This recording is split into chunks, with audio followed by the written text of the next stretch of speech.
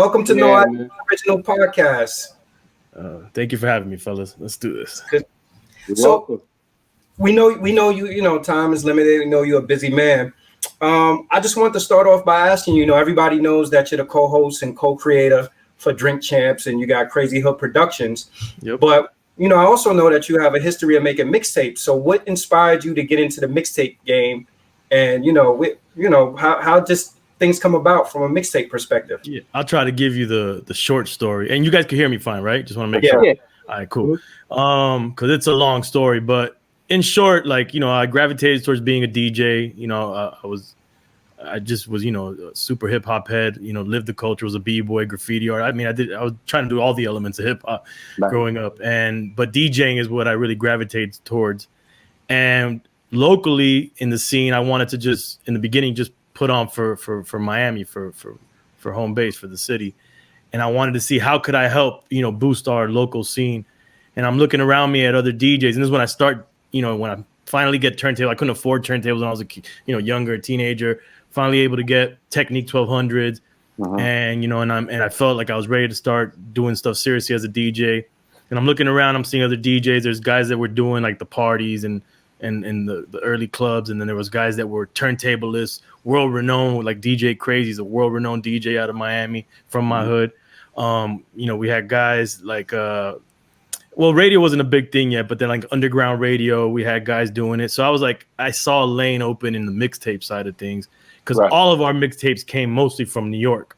So as much as we love those mixtapes, I was saying, okay, these mixtapes are dope, but it's kind of foul that we're here bumping mixtapes, shouting out Brooklyn, Queens, and the Bronx, and putting on for their, for the underground cats over there, when we're in Miami. So that's the lane that I chose, and that's what I wanted to, I just wanted to create that lane for myself and for the city, and that's where the whole mixtape thing came from.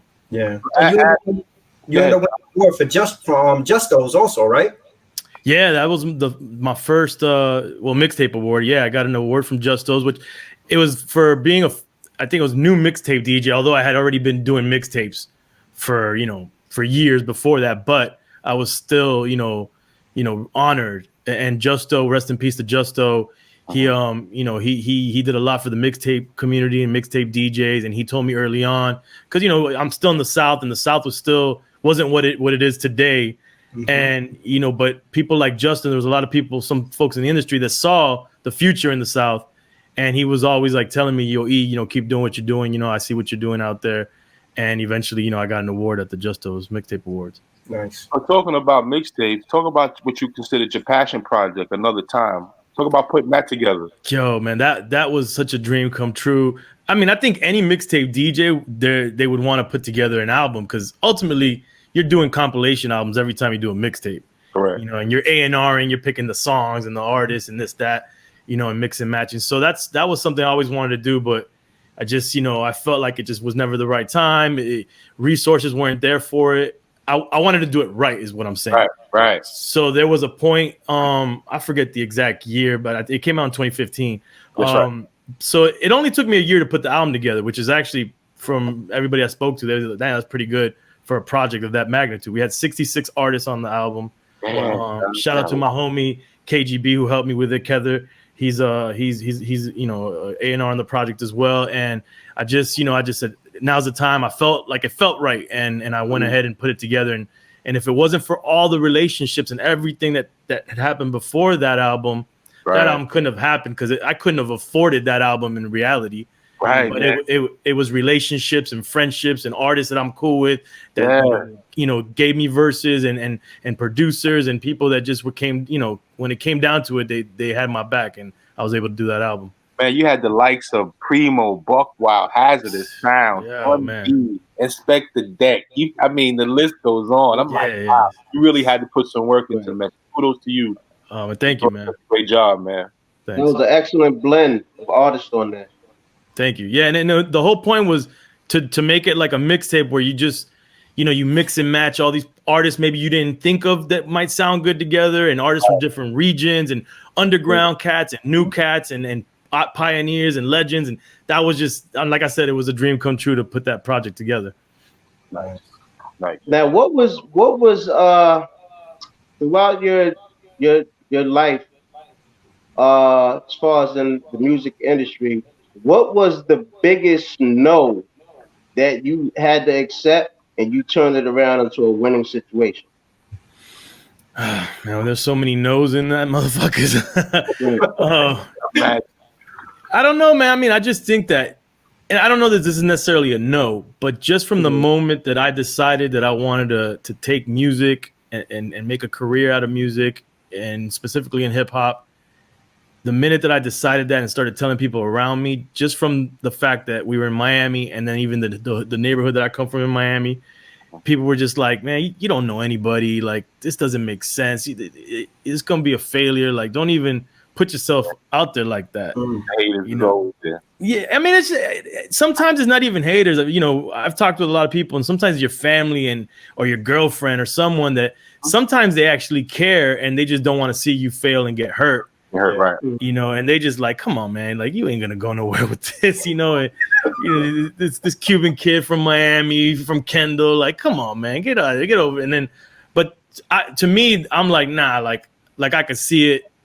You know, my thing is I kind of like envision the path, and you know that might change, and you might hit roadblocks and bumps, but if you can kind of like see it, you know, and I could see it, I'm like, nah, I see the way, man. I'm a truck through it. And then, you know, luckily I had some good friends around me, my crew from high school days that were the Crazy Hood crew. And, you know, they were just diehard. We're all just diehard hip hop heads. And we're like, you know, fuck that. Let's do it, man. And we were like a little army going through. When we went to Source Magazine one year, we went up to New York and they called us the Spanish Wu-Tang Clan, you know, even though not everybody in my crew is Spanish, you know, but they still, you know, the majority of us is Colombians and Cubans and Puerto Ricans. So they were like, look at the Spanish Wu-Tang Clan come through here. Your mixtapes open doors in terms of marketing and promotion. So what was it like going from, I'd imagine as a DJ, you were probably chasing down labels to get music, to probably the flip side of that is now labels and people coming to you like, we need this out there, we need the promotion. What was that shift like? Yo, let me tell you, that shit was crazy too, because I remember buying my first records and just scraping up bread or doing little hustles to get money to buy equipment and buy records. And I had this one crate that was like half full. And I remember one day I'm gonna fill up this crate with records. And that's gonna be like, I did it, you know, I did it. And then long and behold, like if I turn the laptop around, I have a quarter of my records, which isn't the full amount of records I ended up having. I ended up having 30,000 records in my collection. Dang. And what ended up happening is, you know, and I was one of those dudes that would travel to get records, because in Miami, we're getting stuff late at that time in the early to mid 90s. And I would go to Georgia, I'll go to Atlanta, I'll go, you know, up the East Coast, Jersey, New York and all that, and buy records and stuff. And so what happened is the mixtape lane that I chose, and I also did underground radio and college radio, even though I wasn't going to college at the time. I did the UM radio station. I deboed my way to have my own show there. And because Mix Show in Miami wasn't really playing hip hop yet, the club scene was like, they played a little hip hop in the club scene out here, but it was still like the bougie club shit that they wouldn't even let hip hop heads in. You know, they wouldn't let black and brown people in. Damn. So it was mainly parties and stuff. So a mixtape DJ in Miami and markets like Miami, we were the only way that labels could break their records, you know, and pirate radio. So I became crucial to these labels, and you know, and at one point now they start sending me records and I'm getting leaks. I ended up buying a DAT machine because I found out that a lot of the big mixtape DJs, especially, you know, in New York and stuff, the way that they would get leaks straight from the studio, so they would get it on DAT tapes. I don't know if y'all know, you know. So I ended up, you know, I hustled it up and got a DAT tape, and then I'm hitting up these A&Rs and these label people like, yo, I need leaks. You know, if you want me to really support your other records, I need to get these exclusives from you guys. The same time you give it to Clue, same time you give it to whoever, I want that too. And then I started getting the leaks and stuff. Nice, dope. Great stuff, man. And it seems like you're a man of many hats, from A&R to producer, manager, film production. Yeah, try. How important to you is the imagination? Oh, imagination is everything. Without imagination and creativity, you know, don't even be in the arts, you know, or don't even do business. Don't be an entrepreneur. because you have to have an imagination to believe in yourself to create your own businesses and stuff. But the many hats thing came out of necessity because, you know, out the gate, the dream by itself isn't going to make you any money. You're not gonna sustain yourself. So I was just doing different things that were relatable to the dream to support the dream.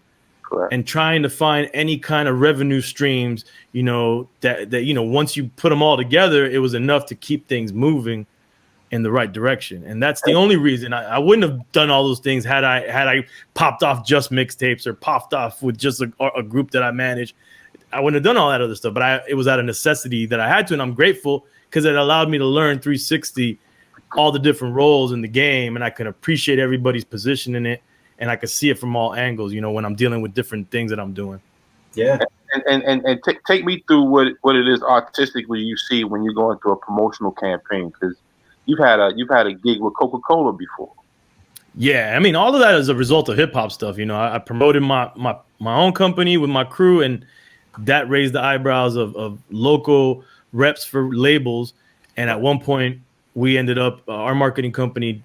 I must have worked every single label at one point, and then they refer you to, like, when Coca-Cola is trying to do like grassroots or urban marketing and promotion.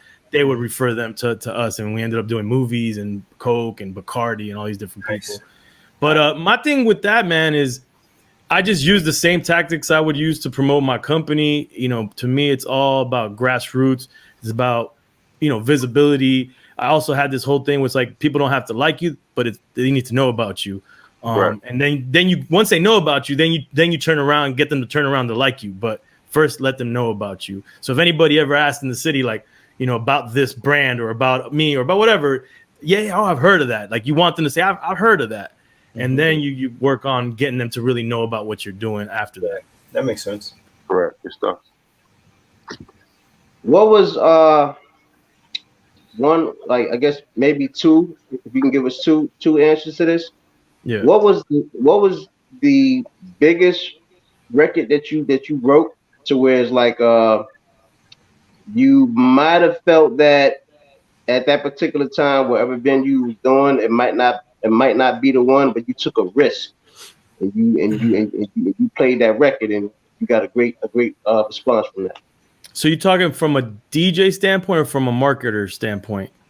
Well, both. And okay, and both is hard for me to actually say because I suffer from a condition called Bacardi brain, and AKA drunk facts, where we were off by a couple of years or a couple of names. And it's just so many records. Like, I'm the worst guy when you're like, give me, you know, your top whatever, because it's just like, as a DJ, I feel like we have so much information in our mind. It's hard to just like say, oh yeah, just this, definitively this and definitively that. Like, that's difficult. I could tell you some dope stories that pop out in terms of like working some records that I thought was pretty amazing. We worked Kanye through we worked all of Kanye's first stuff. And I remember when you know, he got in the accident and stuff, and he wanted to put out Through the Wire, and I worked for Def Jam at the time, and Def Jam wasn't really, I might be wrong, but like I said, drunk facts to a degree, but it didn't seem like Def Jam was ready to pull the trigger on the budget or on that single, or something was going on behind the scenes that it wasn't happening. And I've noticed this same scenario happen for a lot of artists in the game. So Kanye took it upon himself to get the information of all the street team guys in the country, set up his own conference call. So I'm assuming he funded sending out the records himself to everybody. Wow. And then getting on the call and saying, look, guys, this is my record, this is my new single, you know, buying, you know, Kanye gonna be Kanye. So he's getting us hype on the conference call.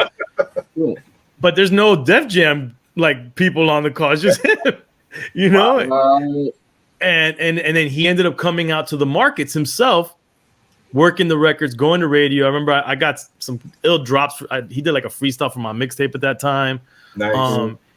And I just, you know, he just like, it taught me something, like just that, you know, he believed in it so much that he was going to go out on a limb. He was going to go against the grain, which he always has, you know, good or bad, he always has, you know?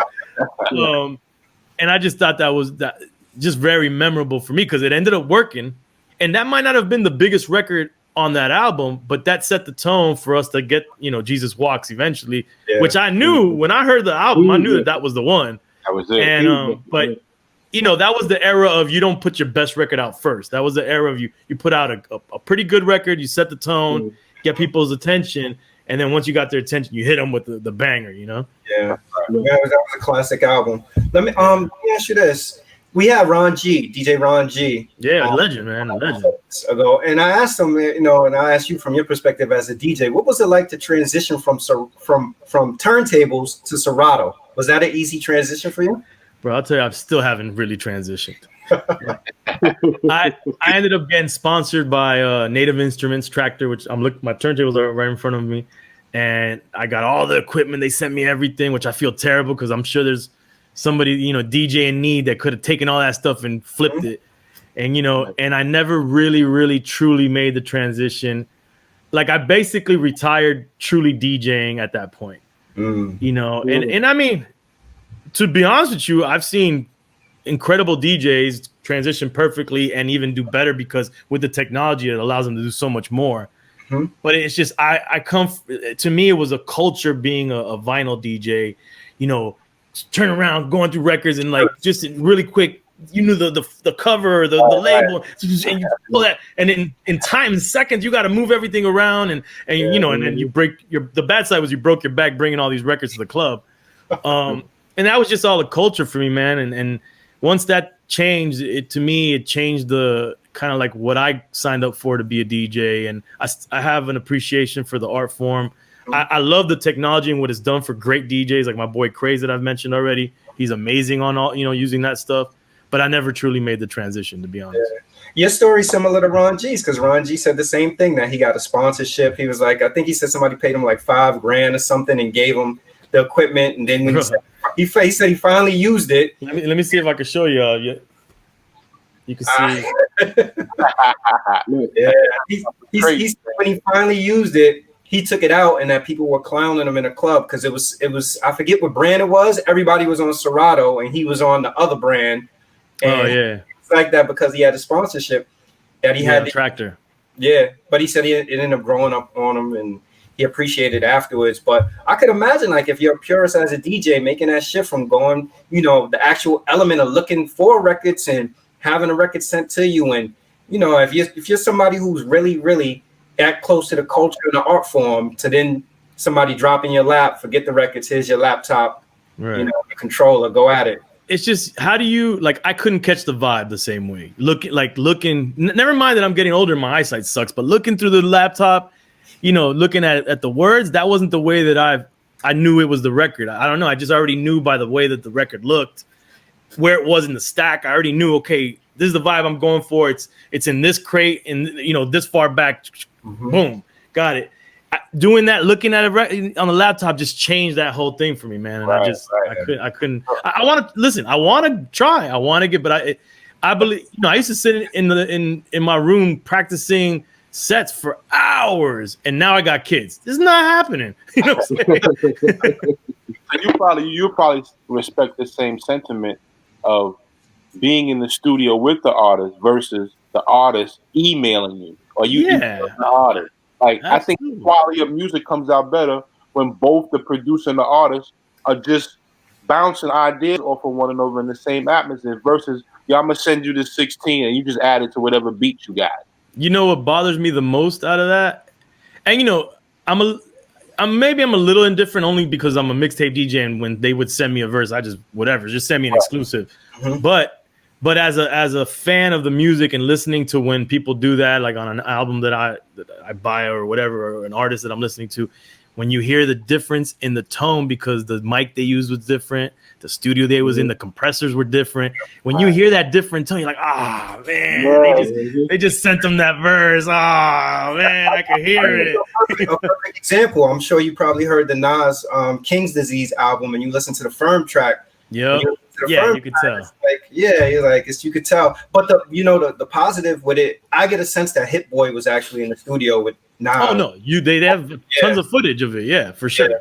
Yeah, but just the sent in verses, you could tell like just the mix and everything is. We're not going to get back to everybody being in the studio. It's just like, post COVID, we're not going to get back to everybody doing everything physically. We're here in this new world, digital. The same thing with the studio. Like, it's too convenient for someone halfway across the country to have to fly in to work with you if they could just send in the verse. I mean, I'm not mad at that part of it.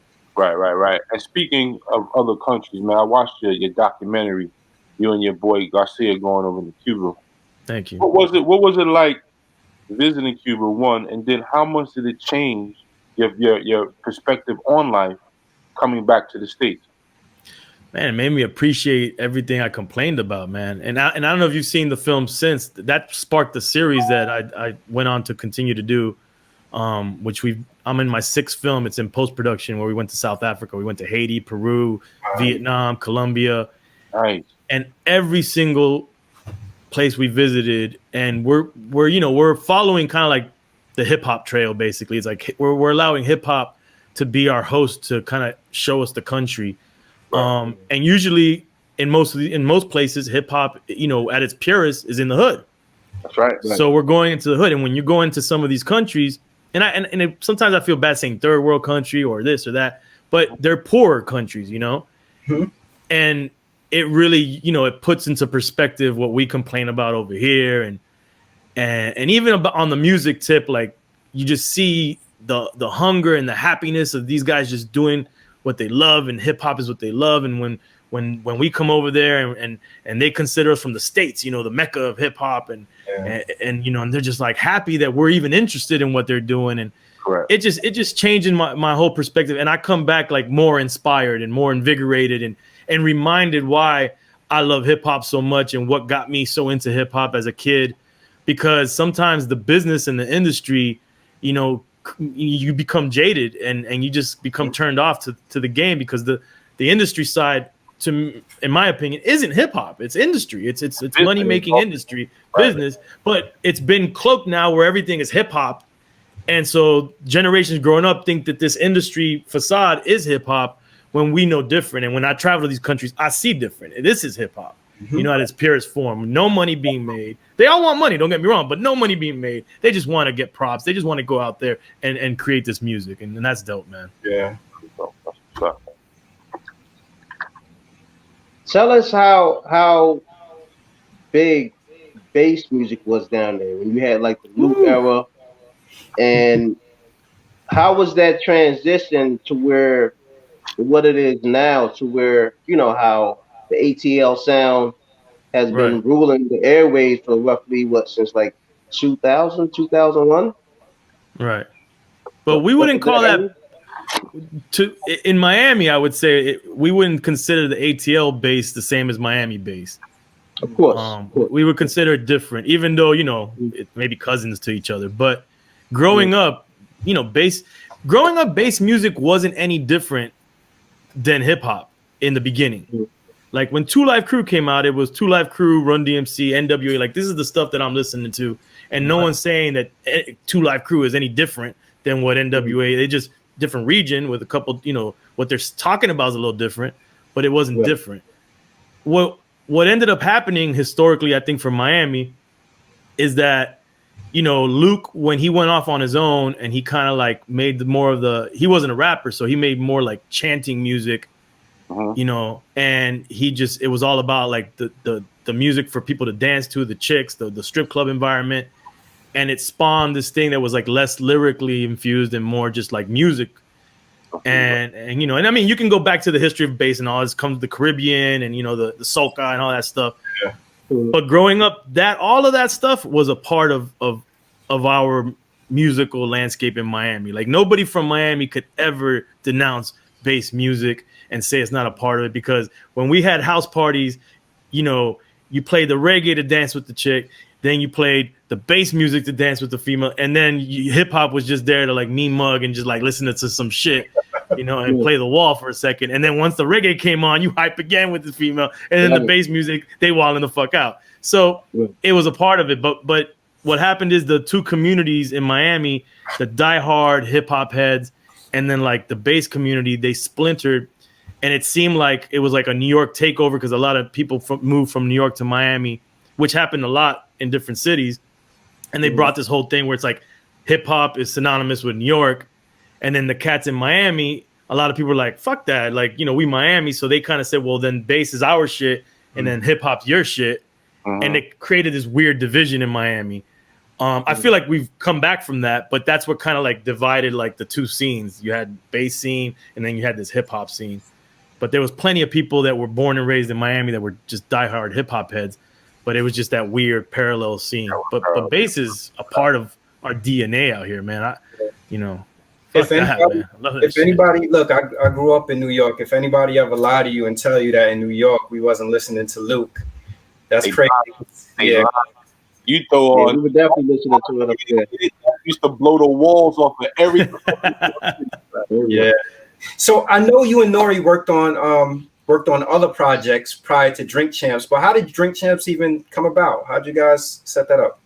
Long story short, again, Nori moved down to Miami after he did that reggaeton album, and he ended up coming and moving into my hood and down the street from my studio. So he was just working out of my studio. I was like, we were friends already at that point. We had done a bunch of stuff. And, you know, I was like, look, you need my studio for anything, you could use it. And he was damn near in there 24/7. I had connected him with Hazardous Sounds, who was one of our engineers at the time, one of our producers. And so he was working all the time out of the studio. And then we got connected with the homie Leo G at XM Radio. This is before Sirius XM merged. And he offered us to do a radio show on XM, a weekly show, which we took him up on the offer. And we did this show out of my studio called Militainment Crazy Raw Radio. Yeah. Crazy. Nori came up with that name. That was his name that he wanted to give it. I'm going to have to take credit for Drink Champs as the name. But anyway. Idea was that. I was going to ask that too. So he wanted to put everybody's name in the title of the radio show. So if you can Google on YouTube, I mean, you can YouTube some clips of that show, and it looks and sounds like Drink Champs. We drinking Tiger Bone. We introduce ourselves the same way. We getting drunk. We talking crazy. The only thing is we had maybe less guests because we were like deep in the south of Miami, and it just wasn't popping like that, you know. So we did that for like 3 years. We did it after XM and Sirius merged. We were on Sirius XM. We were on different channels on the satellite radio, and then we stopped doing it. At the same time that we were doing that show, though, in the studio, we were big drinkers in my crew. Always had all kinds of bottles, and you know, and I was a big rum Bacardi drinker and getting fucked up. And if you couldn't handle your liquor, we were like, man, you're not a drink champ. And it was just this thing that we would say, you're not a drink champ. I'm a drink champ. We the drink champs. And I just loved the way that sounded, like that rung. And I was like, man, I wonder if anybody has got the .com on this or has grabbed this, because I didn't know what it would be, but I was just like, man, we could make a bar called Drink Champs. I don't know, just dope. A clothing line. Yeah. And I looked and nobody had the .com. And I'm talking about this is like 10 years, 12 years prior to Drink Champs, you know. It was like 2005 or something. So I grabbed the .com, I grabbed the Twitter, the IG whenever IG had come around, and I ended up grabbing the IP on it, basically the intellectual property on it. And then years later, like I said, parallel to the story of the name Drink Champs, Nori and I stopped doing that show, but I wanted to do something similar. Mm-hmm. And a friend of mine was a big podcast guy down here, this homie Godfrey. He had a gaming podcast called Gamer Tag Radio. And he was always advocating, like one thing that in that time, at least, podcasters were always like advocating for other people to podcast. Mm-hmm. It wasn't like other things where people were like, I don't want you to do what I'm doing. He was like, nah, man, y'all should podcast. And it was like foreign at first. And in hip hop, it seemed like some nerdy computer shit. Like, who the fucking, nobody gonna podcast, you know, that ain't cool. But I saw it. And I would tell Nori, and at first Nori didn't see it. And it took about 5 years, give or take a year. And then finally Nori got on board, and I had my boy Scam create a logo already. I already had the logo done. My boy Scam, he did the Tribe Called Quest album cover, Beats, Rhyme, and Life. He did the stuff in the Eminem album, the first one, all the mushroom and all the characters, you know. And he has a song with Eminem that's in the song Stand. They mentioned, I even got that shit you got with Scam.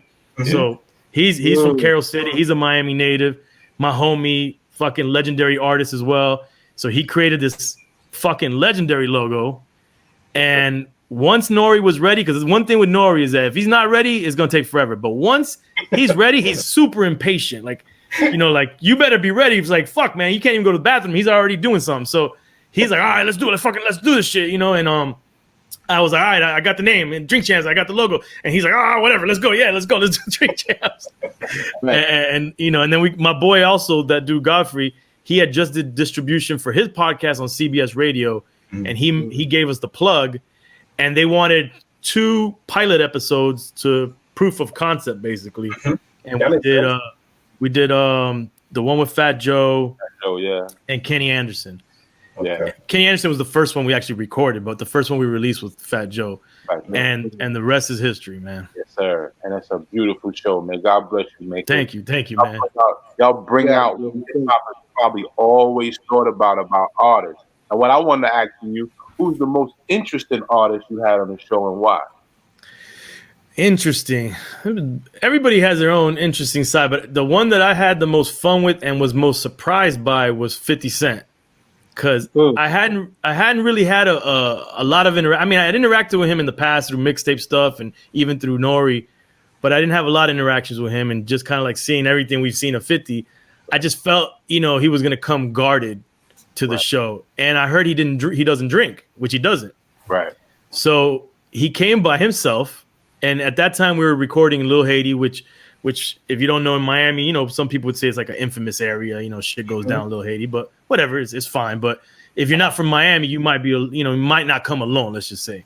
That's right. And so he came alone. I think eventually a homie of his from the neighborhood came by, but he came alone and he greeted everybody and just a good sport about it. And then once we started, he was being 50 that he's so fucking smart. He was promoting a vodka at the time. So he's like, well, if I'm going to promote this, I might as well, I got to drink it. So he actually took like 3 or 4 shots and he was fucked up.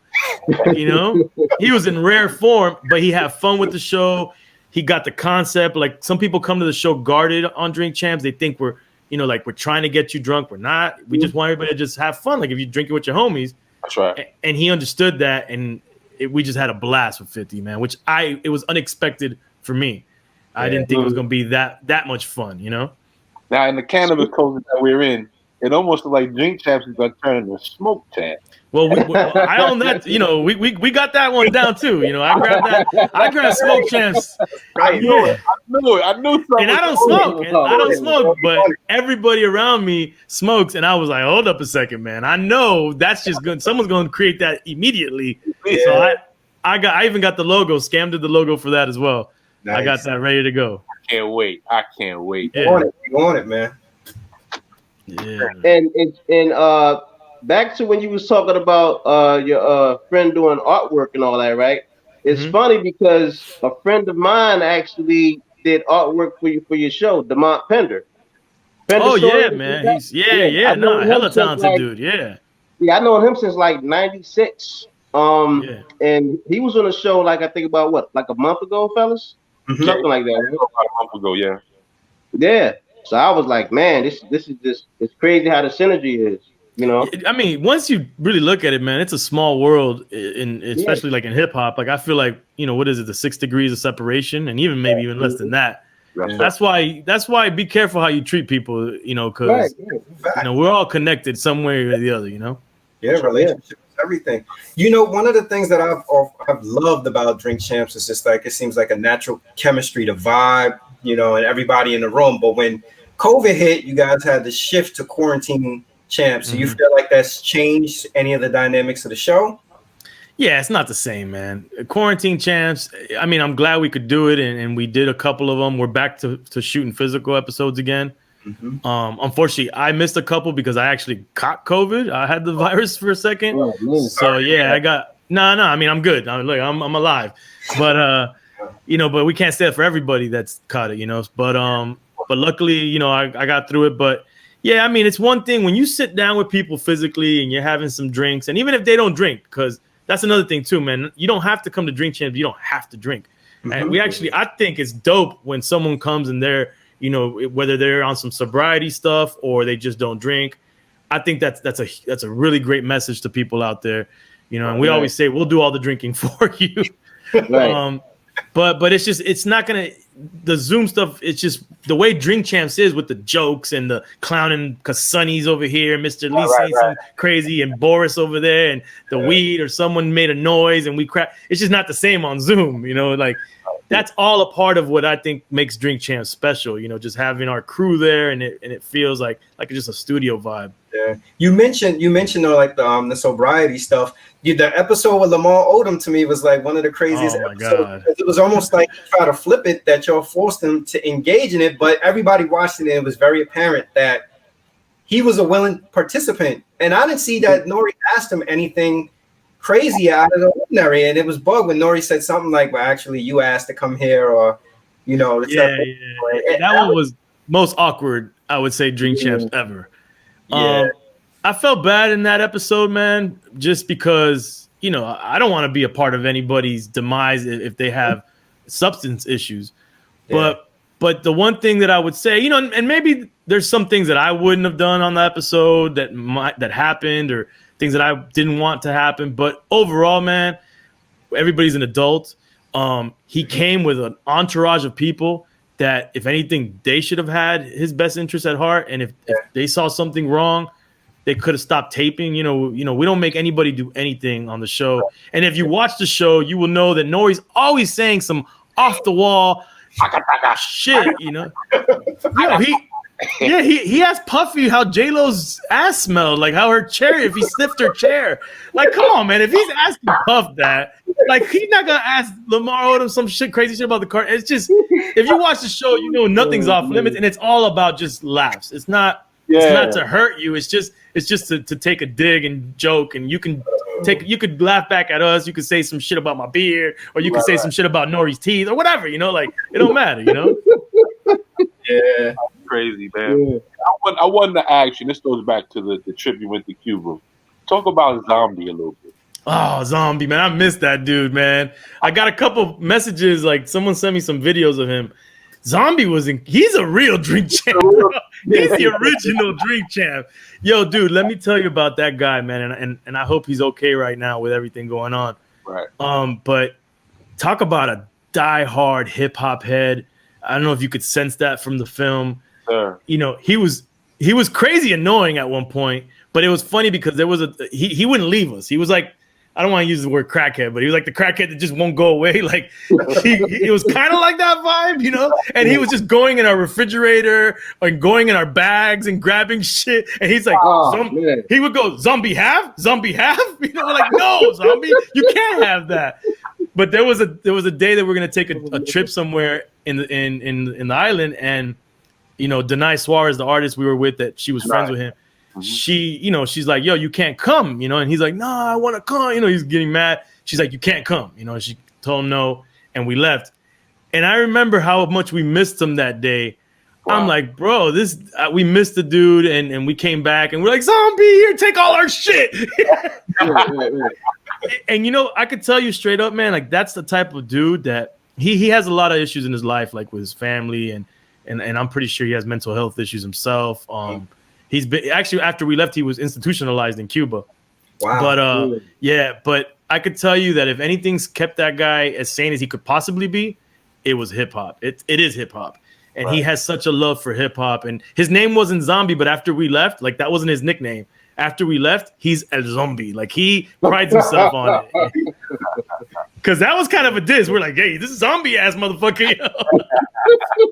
And it's for him. I love that about the documentary, and y'all come to find out that these guys were already listening to hip hop. Oh, and I think one of the brothers was saying, if there was a track that they all liked, they all rapped around the same track. So if you rap the best on that track, that was your track.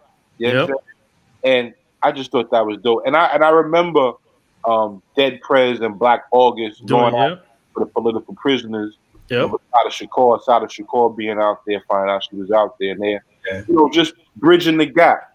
And listen to one of the guys talk about hip hop. It almost sounds like I remember the Bronx being like that. Mm-hmm. Very dilapidated environment, but being able to create out of that environment and talk about your political issues or whatever issues you got going on in your environment, it just sound like wow, this is happening all over the world. But at the same time, music is bringing us out of it. Yeah. You know what's ill too? That I don't know if you. I mean, I from the sound of it, you got it as well. Is that it surprises me, and I don't know why it surprises me, but it surprises me how well they articulate hip hop in America. Like Right. they get it, where you would think that maybe they might not get it, or language barrier or culture barriers. Right. It's like they get it, where sometimes people here don't fucking get it. Yeah, Right. that's true. That's the truth, though. Yeah. Yes. How was it with your transition? Being that you were born in LA.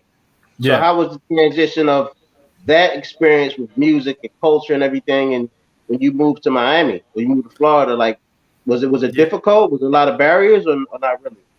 Musically, it wasn't too crazy because I came young, but lifestyle changed. Like culturally, in terms of like city culture, it was night and day. And it just, you know, my parents were separating, and my dad moved to Miami, and it was like the height of the cocaine cowboys, and he was up to, you know, doing his thing out here, and like we would be in LA and we would be living in the hood, and then we'd come here and we were like hood rich, and then but my dad, he's a Vietnam vet, and he was going through his shit, and he had substance abuse issues, and we would be leaving in the middle of the night going back. Like I moved 5 times back and forth because my mom had to like literally escape my father and his craziness, you know, and get us out of danger.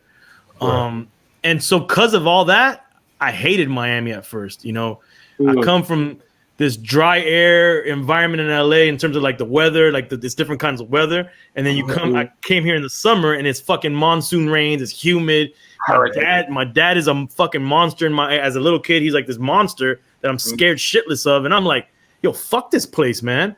You know, and I would tell my mom, like, let us get the fuck out of here, man. We're going to die here. That's know, which almost did a couple times. But eventually, you know, my mom, we stayed here when they finalized their divorce. And my dad ended up dipping out of here because shit just got too hot for him out here.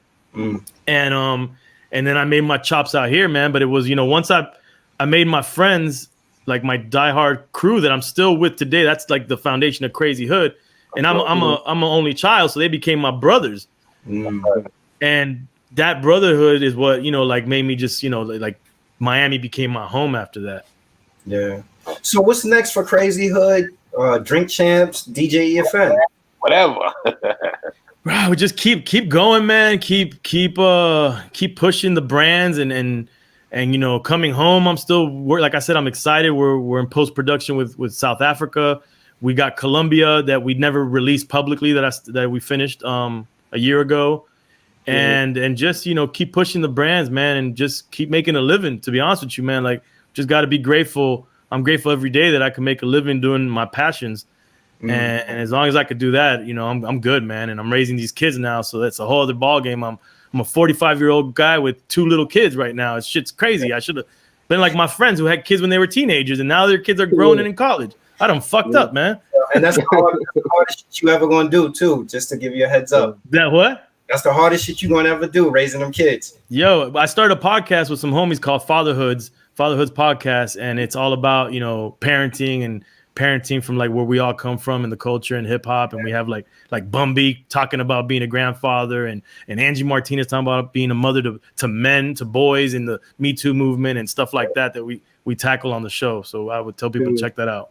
Yeah, no, it's real. Well, we want to thank you. We appreciate you coming on. And, you know, again, thanks for your time.